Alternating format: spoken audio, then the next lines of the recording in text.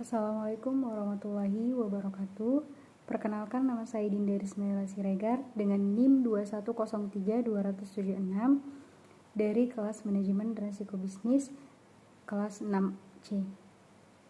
Di sini saya akan membahas tentang pertemuan kedua, yaitu kerangka kerja manajemen risiko.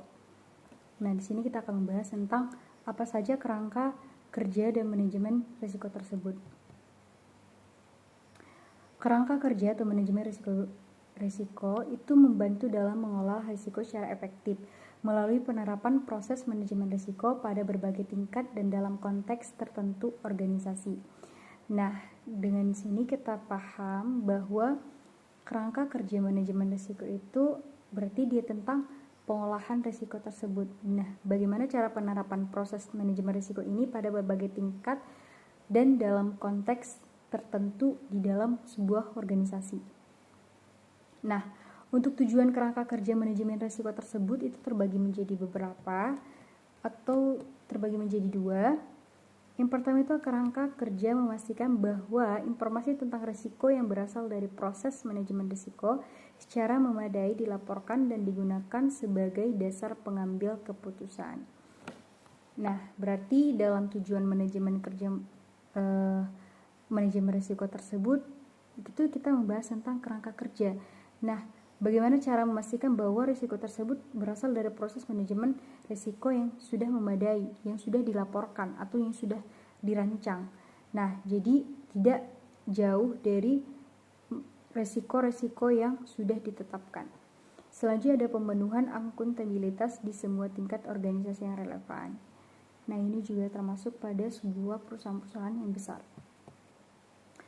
Ada pula arsitektur manajemen risiko, itu ada beberapa prinsip manajemen risikonya. Yang pertama ada menciptakan dan melindungi nilai. Nah, berarti dalam manajemen risiko kita harus menciptakan dan melindungi nilai. Nilai itu the value dari sebuah perusahaan ataupun dalam diri sendiri, ataupun bisa disebut dengan sumber daya alam, sumber daya manusianya. Yang kedua ada bagaimana bagian terpadu dari semua proses dalam organisasi. Nah, bagian terpadu itu apa yang paling menonjol itu yang harus kita proses dalam organisasi tersebut, karena itu lebih mudah kita untuk mencapai tujuan tersebut.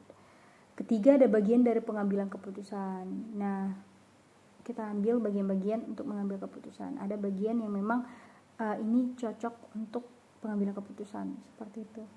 Ada 4 eksplisit ditujukan pada ketidakpastian. Ini sudah jelas ya, terjadi pada manajemen risiko.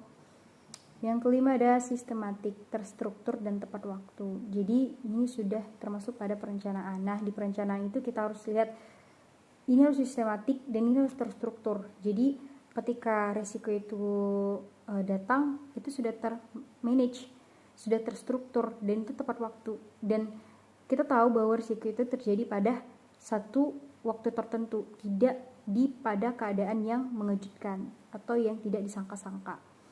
Selanjutnya ada berdasarkan informasi terbaik yang tersedia. Nah, kita bisa mengambil contoh-contoh risiko di tempat lain, misalnya dalam perusahaan lain yang sudah melakukan proses atau melakukan kegiatan tersebut dalam organisasi tersebut. Selanjutnya dari disesuaikan dengan penggunaannya. Nah, jadi apa yang kita gunakan itu harus sesuai, tidak lari dari yang diinginkan, karena ini juga mengambil resiko. Misalnya kita melakukan suatu kegiatan pembudidayaan, tetapi kita melakukan suatu pembudidayaan dan pengolahannya. Nah, itu bisa saja terjadi resiko karena kita hanya fokus pada pembudidayaan, tetapi kita akan membagi fokus kita kepada pengolahan. Itu bisa saja mengakibatkan resiko dalam proses pembudidayaan ataupun proses perusahaan organisasi tersebut. Selanjutnya ada mempertimbangkan faktor manusia dan budaya. Nah, kenapa sih harus dipertimbangkan antara faktor manusia dan budaya? Karena budaya atau adat itu memang sangatlah bertolak ukur dengan manusia, karena apa yang kita lakukan bisa saja itu salah di mata budaya atau mata suku. Itu yang mengakibatkan bahwa kita harus mempertimbangkan faktor manusia dan budayanya. Mungkin ada dia baik di organisasi ini tapi tidak baik untuk budaya, seperti itu. 9, transparan dan inklusif. Nah, ketika kita mempunyai usaha atau perusahaan itu harus transparan. Kenapa harus transparan? Karena agar pegawai-pegawai juga dapat melihat bahwa kinerjanya seperti ini, yang harus dikerjakan seperti ini, yang suplemen seperti ini. Makanya semua biaya keuangan itu harus transparan dan inklusif, harus tertata dengan rata. Itu masuk pada arsitektur manajemen risiko. Selanjutnya ada dinamis, berulang, dan responsif terhadap perubahan. Nah, kita itu harus mengulang-ulang, mengkait-kait lagi bahwa ini tuh memang harus cocok terhadap perubahannya dan sesuai dengan apa yang memang sudah direncanakan tersebut. Selanjutnya ada memfasilitasi perbaikan terus-menerus dari organisasi. Nah, ketika kita melakukan suatu program atau kinerja, kita harus lihat, seharusnya tidak seperti ini, harusnya itu lebih baik lagi, lebih ditingkatkan lagi. Nah, itu bisa kita perbaiki. Tapi itu kita bisa perbaiki dari waktu ke waktu, tidak bisa diperbaiki secara langsung, karena memang suatu kesalahan itu akan datang ketika memang kita mengerjakan ataupun melihat lebih detail lagi apa yang kita kerjakan tersebut, seperti itu. Nah, selanjutnya ada kerangka kerja manajemen risiko. Nah, kerangka kerjanya itu terbagi menjadi 5. Yang pertama adalah mandat atau komitmen. Jadi situ kita buat apa yang harus dilakukan nantinya. Selanjutnya ada rancangan kerangka kerja untuk pengolahan risiko. Nah, di situ kita rancang apa aja kerangka pengolahan risikonya, apa aja nanti akan terjadi risiko apa yang akan terjadi ketika kita melakukan ini, ketika kita pembudidayaan ini, risiko apa yang kita dapat, apa yang harus kita lakukan ketika risiko itu telah datang. Itu merupakan suatu masuk kepada rancangan kerangka kerja untuk pengolahan risiko yang tersebut. Nah, ketika datang risiko kita bisa tahu, kita harus lakukan ini karena sudah melakukan pengolahan risiko. Selanjutnya ada perbaikan berkelanjutan terhadap suatu kerangka kerja. Nah, ketika kita melakukan kerangka kerja tadi untuk pengolahan risiko, itu kita pasti tahu di mana yang baik dan buruknya. Misalnya kita sudah melakukan yang baik, mungkin kita bisa tingkatkan lagi yang lebih baik lagi. Itu bisa kita lakukan dengan perbaikan yang berkelanjutan. Terus ada pengimplementasikan manajemen risiko. Nah, itu bagaimana kita menggunakan atau melakukan manajemen risiko itu tersebut. Terakhir itu pemantauan dan tinjauan suatu kerangka kerja itu masuk kepada seperti revisian. Jadi kita pantau apa yang sudah kita lakukan tadi memang sudah terlakukan atau terlaksanakan atau bagaimana. Nah, di situ kita melakukan pemantauan dan tinjauan suatu kerangka kerja tersebut. Apa kerangka kerja apa yang kita lakukan tadi, kita bisa pantau dan kita bisa tinjau apa yang sudah dilakukan oleh kerangka kerja tadi. Selanjutnya ada proses ya. Proses ini ada beberapa. Itu ada penetapan suatu konteks, identifikasi resiko, analisis resiko, evaluasi resiko, perlakuan resiko. Itu juga masuk ke dalam proses manajemen risiko tersebut. Karena memang pertama kita memang menetapkan suatu konteks apa yang harus kita lakukan. Selanjutnya kita identifikasi risiko. Nah, risiko apa yang harusnya terjadi ketika kita melakukan suatu usaha atau suatu organisasi ini? Apa sih risiko yang mungkin timbul dalam usaha tersebut? Terus kita analisis lagi risiko ini. Bagaimana risiko ini bisa muncul? Bagaimana risiko ini nanti akan terlaksana atau akan timbul, seperti itu. Dan evaluasi risiko. Dan evaluasi risiko ini itu contohnya itu bagaimana cara kita menanggulangi bahwa risiko ini tidak akan terjadi ketika kita melakukan organisasi atau menggunakan budidaya pertanian tersebut. Dan perlakuan risiko. Nah, ketika risiko itu datang, apa yang harus kita lakukan dan perlakuan apa yang harus kita laksanakan, seperti itu. Selanjutnya ada komponen kerangka kerja manajemen risiko. Nah, komponen ini tadi sudah kita jelaskan, tetapi ini lebih detail, itu mandat dan komitmen sudah dijelaskan tadi. Terus desain kerangka kerja pengolahan itu terbagi menjadi 7. Yang pertama itu memahami organisasi dan konteksnya. Nah, organisasi apa yang kita lakukan, konteksnya bagaimana, itu harus kita pahami terlebih dahulu. kedua itu menetapkan kebijakan manajemen risiko. Nah, apa sih kebijakan risiko, manajemen risiko itu? Nanti apa yang harus kita lakukan, kebijakan apa yang harus kita keluarkan dalam manajemen risiko tersebut. Nah, yang ketiga itu akuntabilitas. Nah, menulis dan data apa saja nanti akan terjadi. Keempat, integrasi ke dalam proses organisasi. Nah, setelah kita tahu apa tadi kerangka kerjanya, kita lihat ke dalam proses organisasi. Dia itu berkaitan atau tidak berkaitan, seperti itu. Kelima, sumber dayanya. Itu sumber dayanya itu bisa dalam sumber daya alamnya, sumber daya manusianya. Karena itu memang sumber dari kerangka kerja yang penting. Karena membangun mekanisme komunikasi internal dan pelaporan. Nah, untuk ini komunikasi internal itu sangat penting karena internal itu kan dalam organisasi tersebut, itu bagian dalam.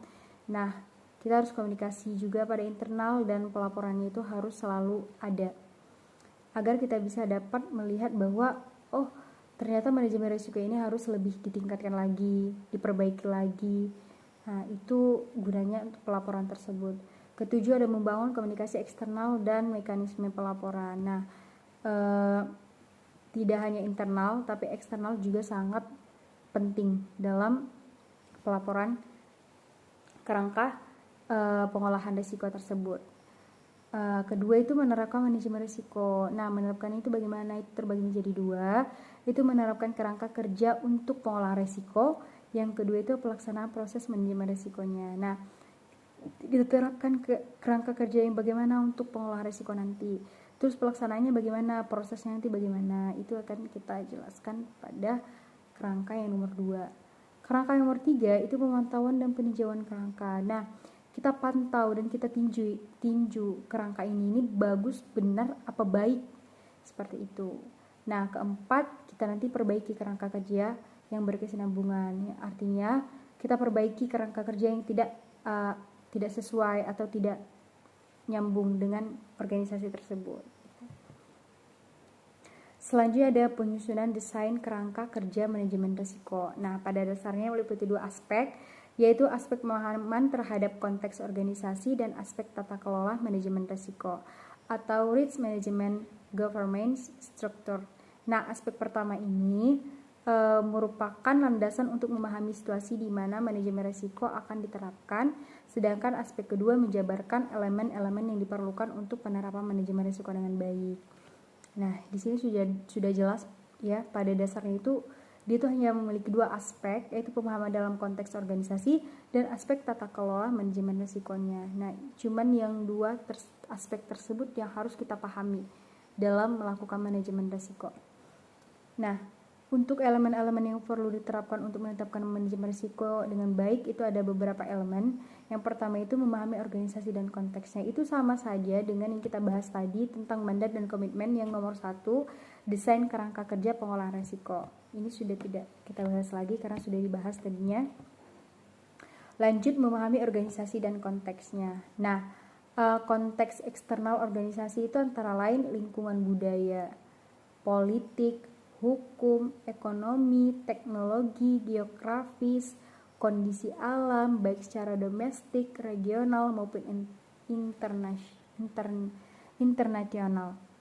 Nah, dalam konteks eksternal organisasi ini kan eksternal kan merupakan dari luar ya, proses dari luar. Nah, itu akan berbeda dan itu termasuk pada gabungan budaya, politik, hukum, ekonomi, dan sebagainya. Nah, faktor kunci dan kecenderungan atau trends yang mempunyai dampak terhadap sasaran organisasi. Nah, bisa saja dari organisasi itu nanti tidak sesuai dengan budaya, atau tidak sesuai dengan hukum, atau juga bisa tidak sesuai dengan kondisi alam. Jadi, kita sesuaikan dan memahami organisasi serta konteksnya, sehingga nanti bisa mengurangi yang namanya resiko. Ketiga, ada persepsi dan nilai-nilai yang dianut para pemangku kepentingan eksternal organisasi. Nah, bagi pemangku kepentingan eksternal organisasi itu harus bisa mempersepsi dan nilai-nilai yang harus dianut. Nah, nilai-nilai itu bisa dari nilai budaya, nilai-nilai hukum, nilai-nilai ekonomi, itu masuk lagi ke dalam bagian yang pertama. Seperti itu. Nah, yang kedua itu ada konteks internal organisasi. Antara lain itu juga terbagi menjadi 7. Yang pertama itu adalah kapabilitas organisasi dalam pengertian sumber daya dan pengetahuan. Yang kedua itu ada sistem informasi, arus informasi dan proses pengambilan keputusan baik formal maupun informal. Yang ketiga ada para pemangku kepentingan internal. Sama saja dengan yang tadi itu, dia itu ada persepsi nilai-nilai itu dari pemangku kepentingan eksternal dan bisa jadi dengan kepentingan internal. Selanjutnya kebijakan, sasaran, dan strategi digunakan untuk mencapai sasaran tersebut. Selanjutnya ada persepsi, nilai-nilai, dan budaya organisasi. Selanjutnya ada standar dan model acuan yang digunakan oleh organisasi. Yang terakhir ada struktur atau misalnya governance, peran, dan akuntabilitas. Selanjutnya ada tata kelola manajemen risiko. Nah, tata kelola manajemen risiko itu meliputi beberapa unsur. Nah, unsur-unsur kebijakan manajemen risiko itu masuk pada akuntabilitas pelaksanaan, perencanaan manajemen risiko terpadu, penyediaan sumber daya yang memadai, dan mekanisme komunikasi serta pelaporan pelaksanaan manajemen risiko, baik internal maupun eksternal. Ini sama saja dengan yang tadi kerangka kerja, karena tata kelola manajemen risiko ini juga termasuk pada tata kerja yang tersebut. Nah, satu hal lagi yang biasanya penting dalam tata kelola manajemen risiko adalah kesamaan bahasa, yaitu penggunaan istilah-istilah dalam penerapan manajemen risiko. Nah, ini sudah jelas ya bahwa tata kelola manajemen risiko itu adalah kesamaan bahasa. Bahasa kan bagaimana tentang kita mengerti, paham. Ketika yang satu berbahasa ini menggunakan bahasa yang formal, maka kita harus paham bahasa-bahasa formal tersebut agar tidak salah dalam pemahaman. Nah, itu bisa dapat mengurangi namanya terjadinya resiko. Selanjutnya ada kebijakan manajemen resiko. Nah, kebijakan manajemen resiko ini terbagi menjadi beberapa. Yang pertama itu ada hubungan antara kebijakan manajemen resiko dengan sasaran organisasi serta kebijakan lainnya. Nah, berarti kebijakan-kebijakan dalam manajemen risiko ini bukan tentang bagaimana kebijakan dalam organisasi tersebut, tapi kebijakan-kebijakan lainnya juga termasuk pada kebijakan manajemen risiko nantinya, karena itu saling berkaitan. Yang kedua, alasan penerapan manajemen risiko. Nah, apa alasan penerapan manajemen risiko itu bisa diambil dalam kebijakan manajemen risiko? Nah, alasan apa sih yang paling memadai atau paling cocok diambil untuk penerapan manajemen risiko pada proses organisasi yang kita ambil, seperti itu. Ketiga, akuntabilitas dan tanggung jawab untuk manajemen risiko. Keempat, cara menanganinya bila terjadi benturan kepentingan. Kelima, kemampuan organisasi dalam menerima risiko atau risk affected dan jenis risiko yang tidak dapat diterima. Selanjutnya ada risiko, metode, proses, teknik yang digunakan untuk mengelola risiko. Nah, dalam pengolahan risiko itu kita harus tahu prosesnya apa, metode apa yang harus dilakukan, dan teknik apa yang harus digunakan. Itu harus memang ada dalam kebijakan manajemen risiko agar nanti itu juga bisa mengurangi yang namanya terjadinya risiko tersebut. Selanjutnya ada ketersediaan sumber daya bagi mereka yang mendapatkan akuntabilitas serta tanggung jawab dalam pengolahan risiko. Ini sudah jelas ya, akuntabilitas dan tanggung jawab dalam pengolahan risiko itu memang harus ketersediaan sumber daya. Selanjutnya bagaimana kinerja manajemen risiko? Bagaimana kinerja manajemen risiko akan diukur dan dilaporkan. Nah, ini juga termasuk step pelaporan itu penting. Kenapa saya katakan penting? Karena dalam pelaporan itu kita tahu apa yang kurang dan apa yang lebih, seperti itu. Misalnya ada yang kurang, kita bisa memperbaikinya lagi, bisa menambah ataupun memperbaikinya secara luas, seperti itu.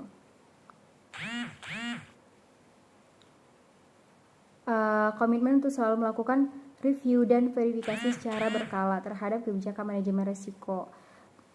Berarti kita tuh memperbaiki, misalnya tadi kita melakukan manajemen risiko itu masih ada yang kurang, nah kita perbaiki. Nah, ketika kita memperbaiki itu secara berkelanjutan, jangan hanya sampai di situ saja, tapi kita harus lanjut dan terus menerus melakukan perbaikan agar manajemen risiko yang kita lakukan itu berhasil.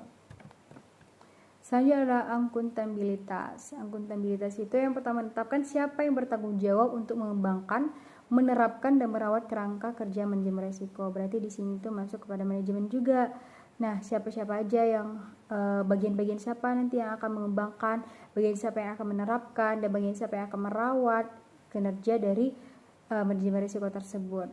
Selanjutnya ada menentukan masing-masing pemangku risiko atau risk owners yang bertanggung jawab untuk melaksanakan penanganan risiko dan menjaga pengendalian risiko serta melaporkan informasi tentang risiko.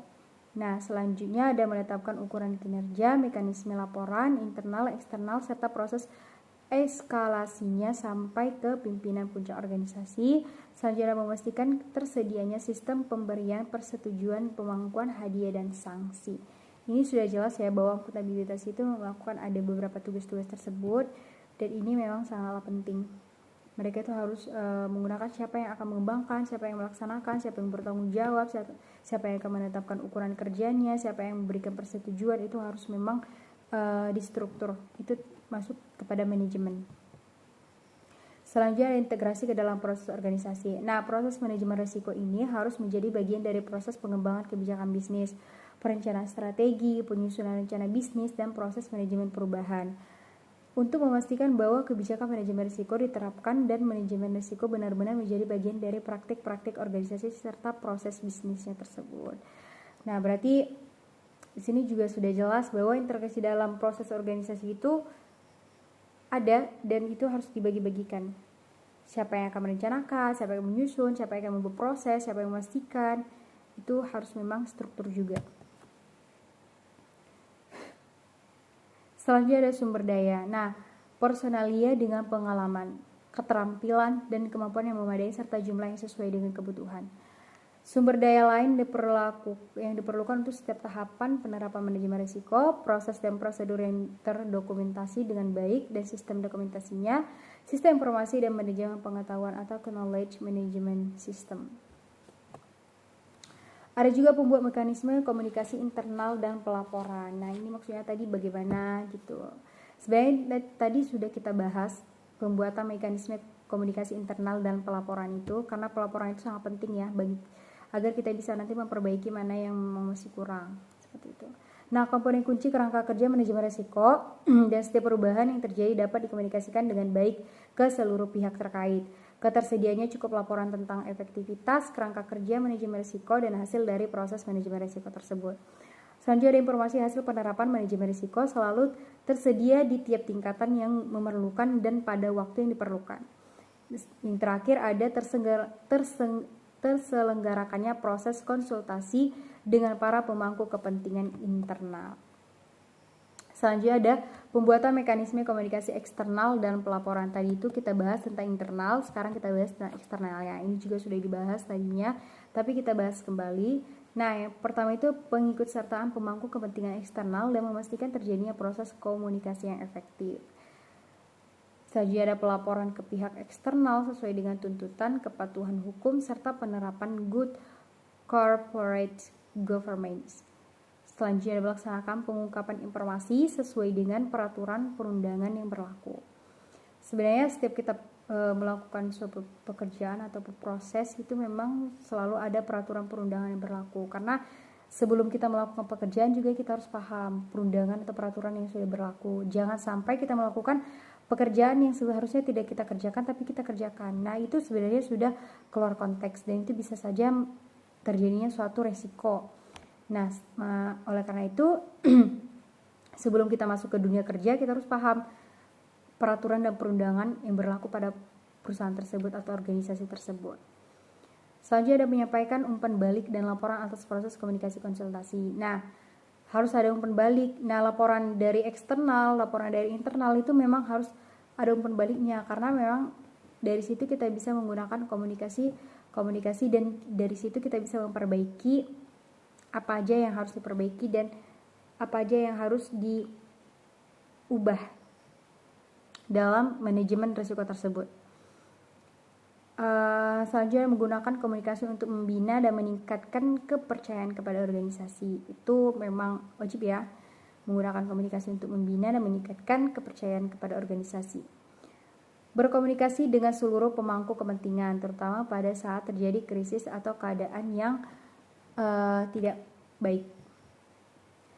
Selanjutnya ada penerapan manajemen risiko. Nah, penerapan manajemen risiko itu ada penerapan kerangka kerja manajemen risiko. Nah, penerapan strategi dan waktu yang tepat untuk menerapkan kerangka kerja ini. Menerapkan kebijakan manajemen risiko dan proses manajemen risiko. Mendokumentasi proses pengambilan keputusan termasuk proses penentuan sasaran yang sesuai dengan hasil dari proses manajemen risiko. Selanjutnya menyelenggarakan sosialisasi dan pelatihan manajemen risiko, melakukan komunikasi dan konsultasi dengan para pemangku kepentingan untuk memastikan bahwa kerangka kerja manajemen risiko memang sesuai kebutuhan dan efektif. Yang kedua dalam penerapan manajemen risiko yaitu penerapan proses manajemen risiko. Pada tahap ini, penggunaan metode pemetaan proses bisnis akan memberikan kontribusi yang besar, terutama melalui identifikasi kemungkinan risiko yang dapat terjadi. Nah, metode yang digunakan antara lain adalah FMEA atau Failure Mode Effect and Analysis, Risk Breakdown Structure atau RBS, dan CRSA atau Controlled Risk Self-Assessment, dan lain sebagainya. Ini biasanya itu memang dalam penerapan manajemen risiko ya. Jadi dalam manajemen risiko itu dalam perusahaan-perusahaan mungkin banyak menggunakan metode ini, menggunakan metode FMEA, menggunakan metode RBS, menggunakan metode CRSA, karena itu memang sudah ketentuan dalam suatu perusahaan atau organisasi. Prinsip dasar untuk penerapan manajemen risiko pada proses bisnis. Nah, apa saja sih prinsip-prinsip dasar untuk menerapkan manajemen risiko pada proses bisnis tersebut? Nah, ada beberapa prinsip. Yang pertama itu memahami apa saja sasaran atau objektif proses bisnis tersebut. Nah, kita harus paham sasaran dari bisnis ini siapa, apa yang kita sasarkan, itu kita harus pahami agar dapat mengurangi risiko dalam proses bisnis nanti. Selanjutnya ada mengidentifikasi apa saja yang dapat menghambat tercapainya sasaran bisnis proses tersebut. Nah, kita lihat, kita pahami. Misalnya kita melakukan ini, mungkin menghambat di bagian ini, menghambat di bagian operasional, menghambat di bagian pemasaran. Itu bisa kita pelajari dalam prinsip dasarnya. Nah, apa saja yang harus menghambat? Nah, dari situ nanti kita bisa mengidentifikasi, belajar, dan bisa memahami dan bisa menurunkan ataupun bisa melakukan rancangan-rancangan selanjutnya. Yang ketiga itu mengendalikan apakah yang harus dilakukan agar risiko-risiko tersebut dapat ditiadakan atau dikurangi. Nah, ketika kita tahu siapa yang jadi sasaran dan hambatan apa yang tercapai pada sasaran bisnis tersebut, pasti kita tahu risiko apa yang mungkin muncul. Itu dalam risiko itu bisa nggak ditiadakan, atau mungkin tidak bisa ditiadakan tapi bisa kita kurangi risiko tersebut. Seperti itu. Dari prinsip dasar maka dikembangkan beberapa hal guna mempersiapkan penerapan manajemen risiko. Yang pertama ada proses bisnis, yang kedua ada ukuran keberhasilan proses, yang ketiga ada ukuran risiko, yang keempat ada tindakan pengendalian. Nah, kenapa dalam prinsip ini tuh kita tuh harus mempersiapkan yang keempat-empat ini, proses bisnis, ukuran keberhasilan, ukuran risiko, dan tingkat pengendalian, karena ini memang kunci dari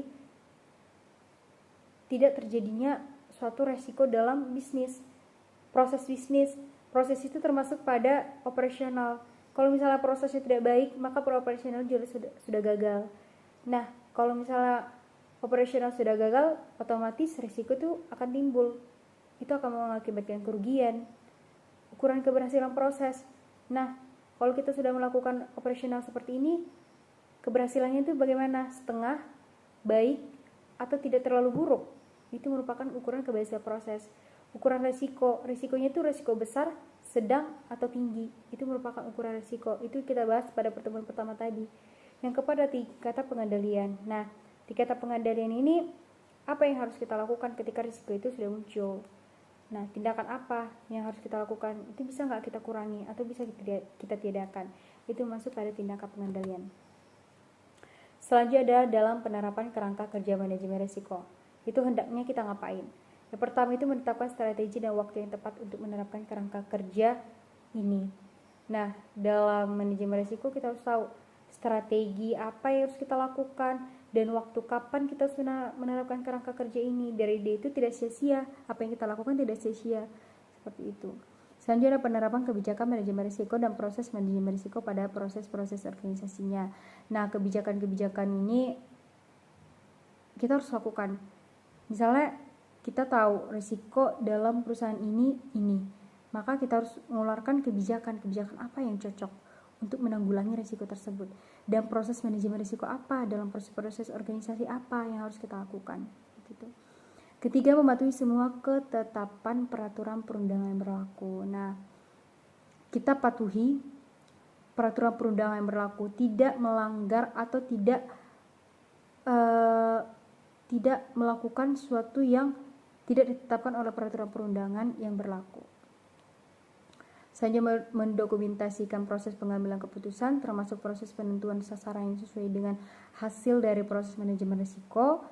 Selanjutnya ada menyelenggarakan sosialisasi dan pelatihan manajemen risiko dan melakukan komunikasi dan konsultasi dengan para pemangku kepentingan untuk memastikan bahwa kerja manajemen risiko ini memang sangat baik dan efektif.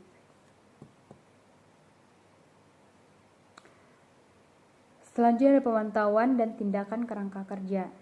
Untuk memastikan bahwa manajemen risiko efektif dan menunjang kinerja organisasi, maka manajemen organisasi hendaknya melakukan apa? Yang pertama, menetapkan ukuran kinerja. Yang kedua, mengukur kemajuan penerapan manajemen risiko secara berskala dibanding dengan rancangan awal. Ketiga, meninjau secara berkala apakah kerangka kerja manajemen risiko, kebijakan risiko, dan rencana penerapan masih tetap sesuai dengan konteks internal dan eksternal organisasi. Selanjutnya ada memastikan apakah kebijakan risiko itu dipatuhi, memantau bagaimana penerapan rencana manajemen risiko dan kebutuhan dalam menyampaikan laporan risiko secara berkala, dan yang terakhir itu memantau efektivitas kerangka kerja manajemen risiko tersebut.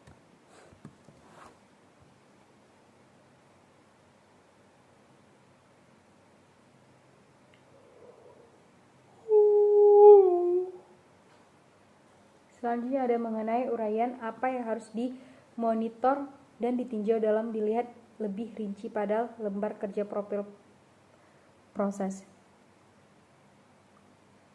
Yang pertama itu ada patokan pertama adalah ukuran keberhasilan. Nah, dalam ukuran keberhasilan ini mungkin kita lihat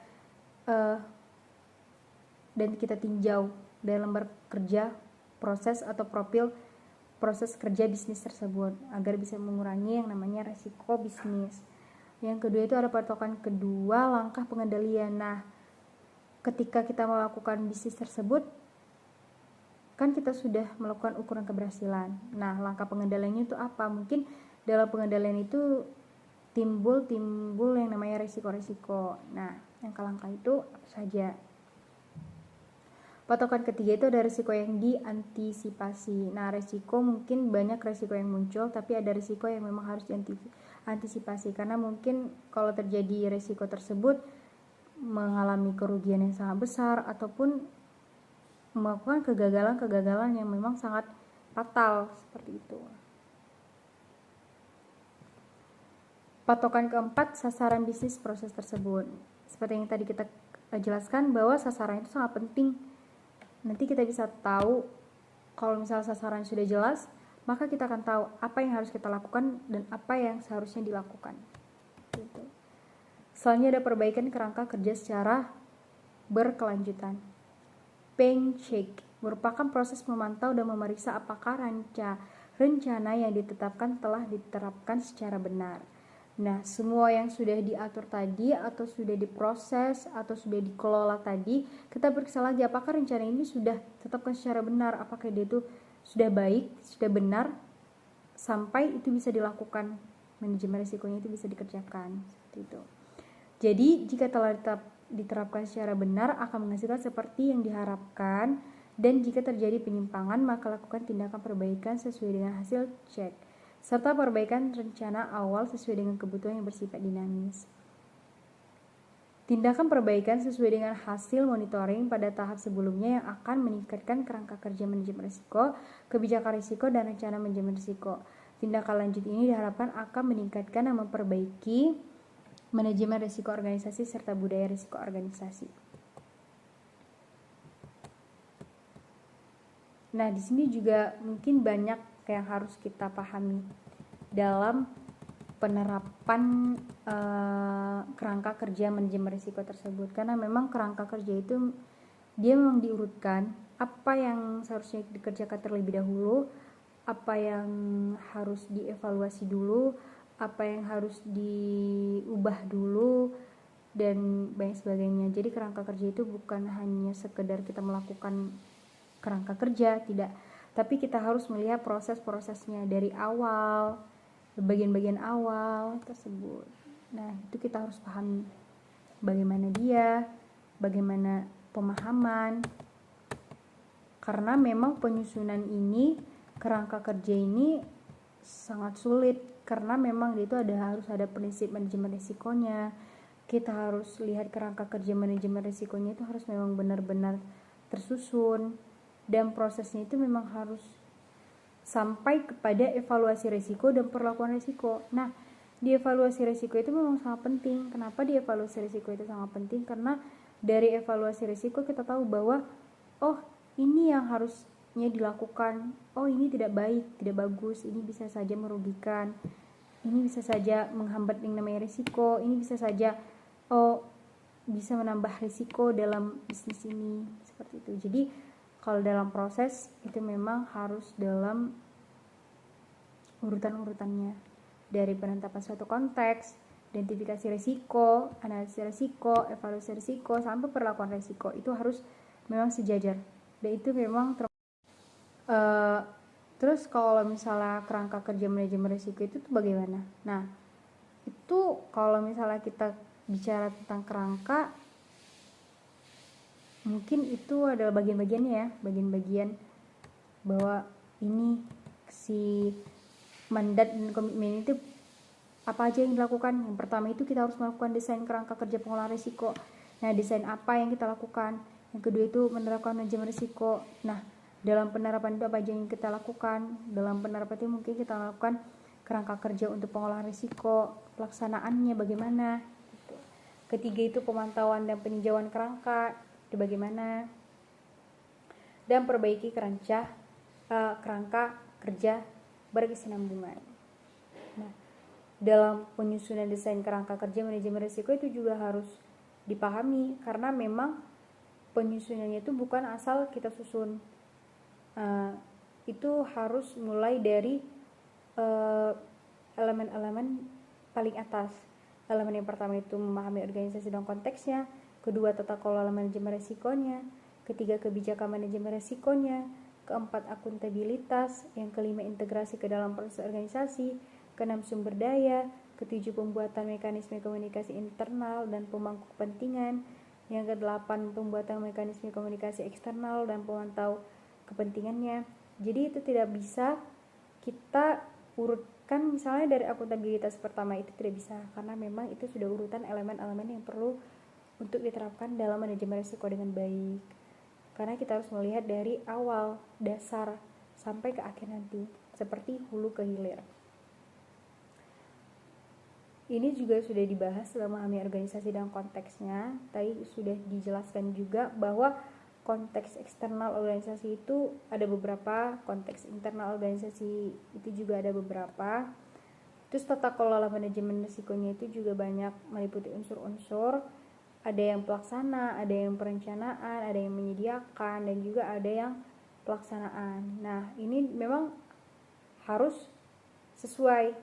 Nah, tidak mungkin kita mau melakukan tata kelola manajemen risiko kalau misalnya unsur-unsurnya itu tidak terlaksana. Karena memang dalam tata kelola manajemen risiko itu unsur-unsur ini termasuk pada manajemen. Nah, manajemen itu apa? Manajemen itu tata pelaksanaan, tata perencanaannya, tata penyediaannya, atau mekanismenya bagaimana.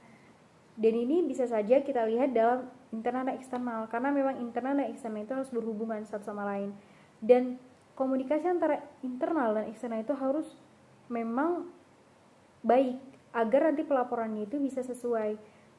Ketika sudah mendapatkan laporan-laporan tersebut, maka kita tahu bahwa bagian mana yang harus diperbaiki dan bagian mana yang harus ditingkatkan. Karena banyak sekali kerangka kerja yang sudah dilakukan tetapi dia itu tidak membuat hasil.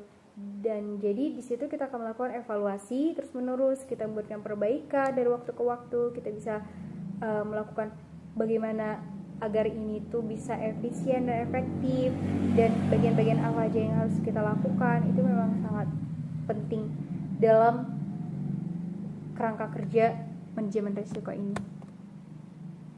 Kebijakan manajemen risiko juga tadi sudah dibahas, akuntabilitas, integrasi ke dalam proses organisasi, sumber daya. Nah, sumber daya ini juga banyak ya, tadi mungkin dari sumber daya yang diperlukan tuh setiap tahapan penerapan manajemen risiko. Nah, jadi sumber daya yang maksud ini di dalam tahapan-tahapan yang sudah kita bahas tadi, dia harus ada sumber daya, mungkin bisa sumber daya manusia, sumber daya alam juga termasuk.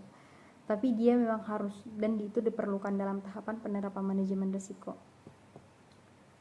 Selanjutnya, penerapan manajemen risiko itu ada 2 penerapan ya. Yang pertama itu penerapan kerangka kerja manajemen risiko, kedua penerapan proses manajemen risiko.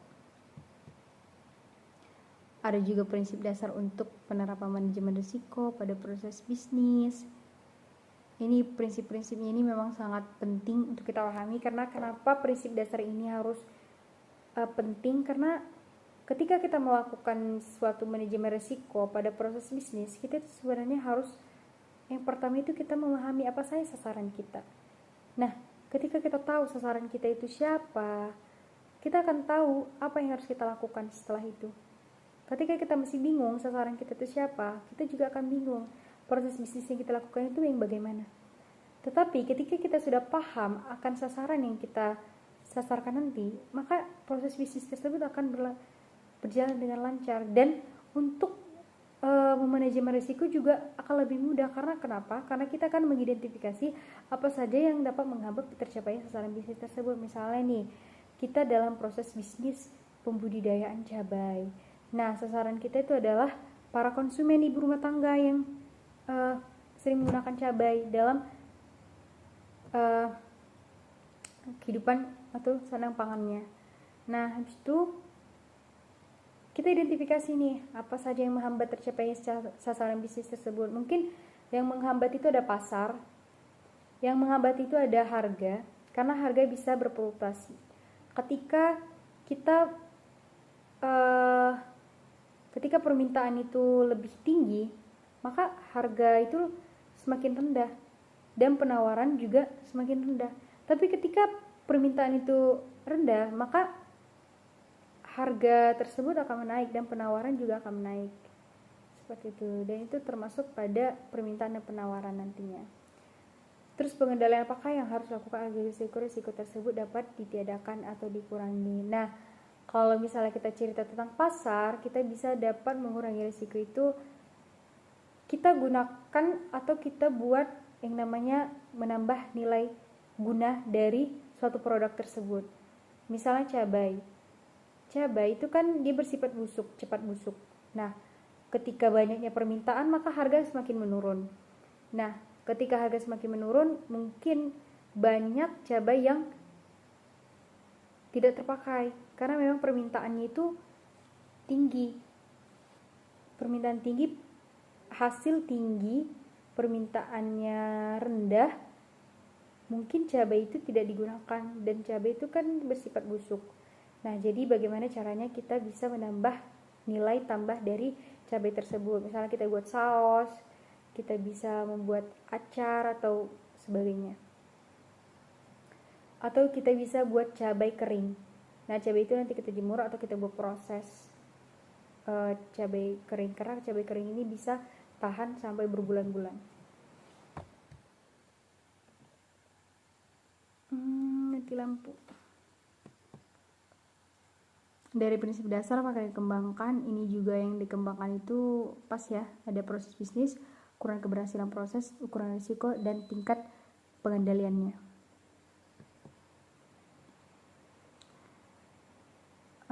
Dalam menerapkan kerangka kerja manajemen risiko juga banyak yang harus kita lakukan, itu sudah dibahas tadinya.